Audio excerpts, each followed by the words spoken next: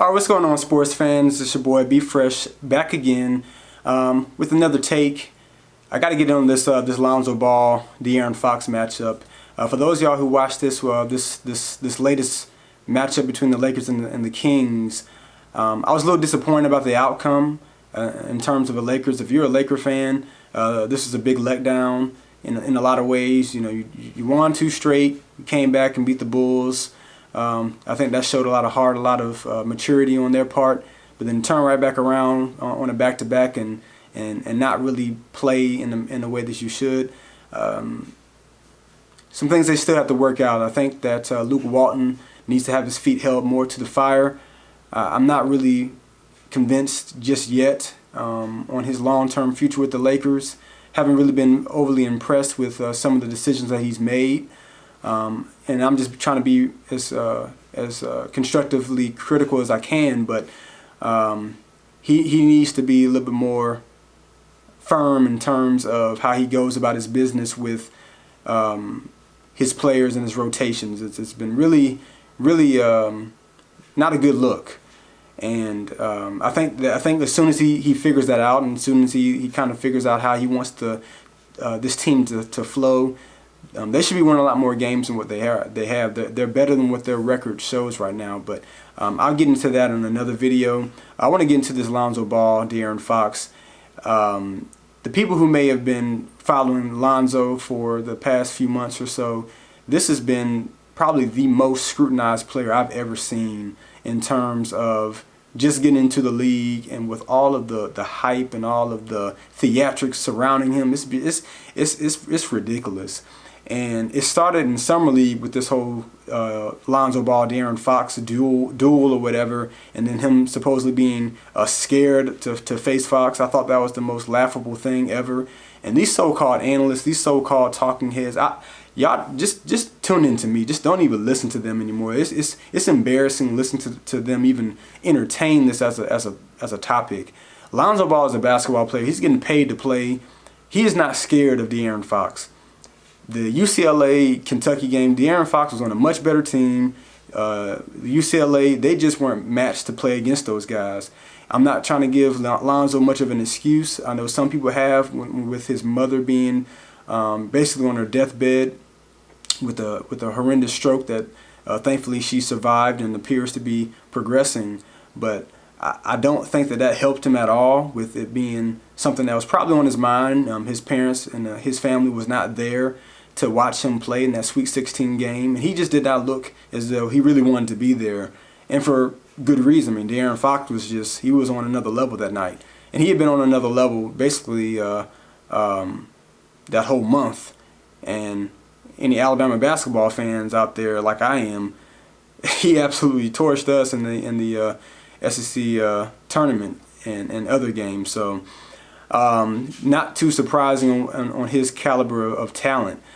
But this game, I think it hopefully opened up some eyes to both players, because I'm high on both of them. I like De'Aaron Fox. I think he's going to be a great player in this league.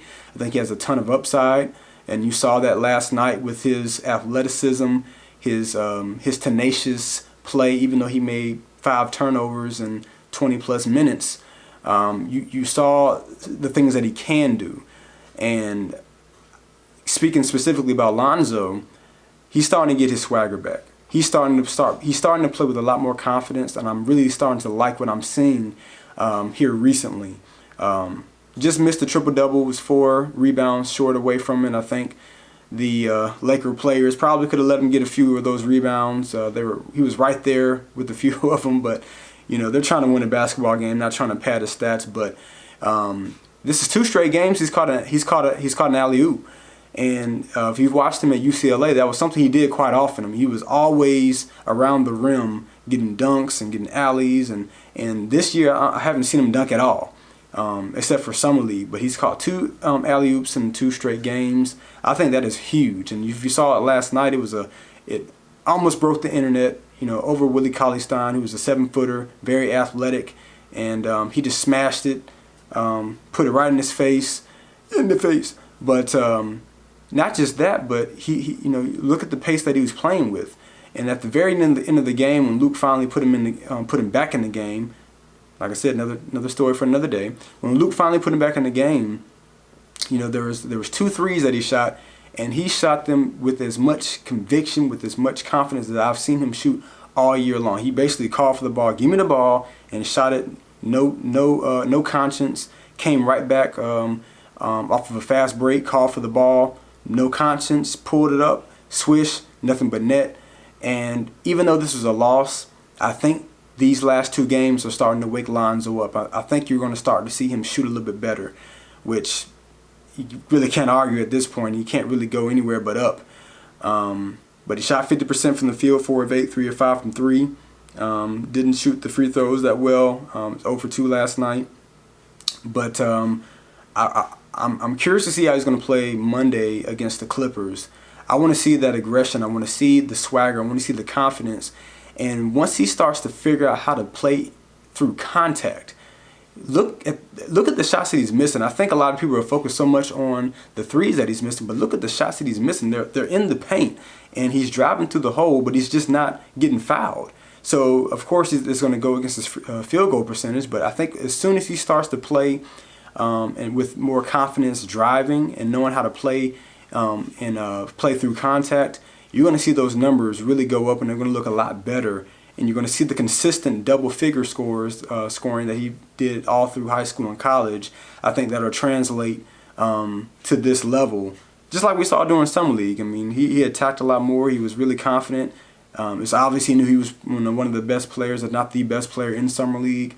So he really didn't entertain any much of the outside noise. So, but overall, the matchup was good. I thought, in terms of seeing these two head-to-head and squashing the noise about whether Lonzo was ducking him and whether he was scared, and probably had people thinking that De'Aaron Fox was going to drop like 50 on him last night. But he had a modest game. He hit 13, hit a late 2-point at the end to give him 13, or maybe it was a 3 to give him 13. But I like both players, and I think this would be a good matchup for many years to come. And the Kings will get better. They continue to build around De'Aaron and those other young guys they got on their roster. But if you're a Laker fan, you definitely should be encouraged by what you've been seeing from Lonzo these past couple games. Actually, really longer than that, 3 or 4 games really. You should be very encouraged. He's playing a lot faster, a lot more aggressive. His defense, I think, is top notch. But I'll do a full breakdown on another video. But Lonzo, I felt head to head, he got the better of the two. 11 assists, 6 rebounds to go along with 11 points. Efficient shooting, 4 of 8, 3 of 5 from 3. I like what I saw overall. As soon as the Lakers kind of figure out some of their own struggles, I think you'll see much better play from them as a whole. But those are my thoughts. Let me know what you think. Drop a comment down below. Make sure you give it the thumbs up here. Subscribe if you have not done so already. And at the same time, follow me on Twitter. The link will be in the description, but it's at Talking with Fresh. Looking forward to speaking more with y'all on Twitter. I love to have conversations, so if you see some of my tweets, get at me, holler at me, and see what we can talk about. But until next time, it's me signing off. Peace.